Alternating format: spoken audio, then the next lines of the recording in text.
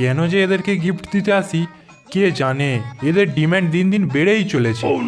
এক বাচ্চা লিখেছে, আমার একটা আইফোন 17 প্রো ম্যাক্স চাই। ওরে পাজি, তোর বাপের বয়সী আমি, আমার নিজের কাছেই ভাঙা নোকিয়া 1100, আর তোকে আমি কি করে আইফোন দেব? টাকা থাকলে তো আমি নিজে কিনবো নাকি?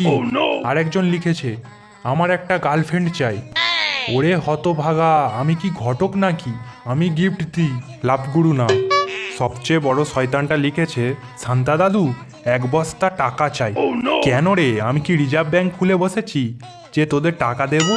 আরেকজন লিখেছে, পড়াশোনা না করেই যেন পরীক্ষায় ফার্স্ট হই। আমার এই বেলটা খুলে এমন চাপ গাবো না, তখন বুঝতে পারবি।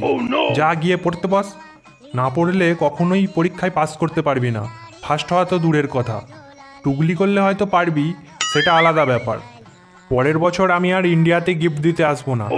রাস্তার কুকুরগুলো চোর ভেবে আমাকে যা তাড়া করেছিল না, এক্ষুনি আমার প্রাণ বেরিয়ে গেছিল। তার ওপর তোদের গিফটের এক এক রকমের ডিম্যান্ড। চুপচাপ যা গিফটগুলো দিচ্ছি মুখ বুঝে নিয়ে নিবি। বেশি চ্যাটাং চ্যাটাং করলে কিচ্ছু দেব না, সব নিয়ে চলে যাব। আর হ্যাঁ, শুভ বড়দিন। পরের বছরে মোজাগুলো ভালো করে কেচে রাখবি। উফ বাবা, কি বিটকেল গন্ধ, বাপরে বাপ।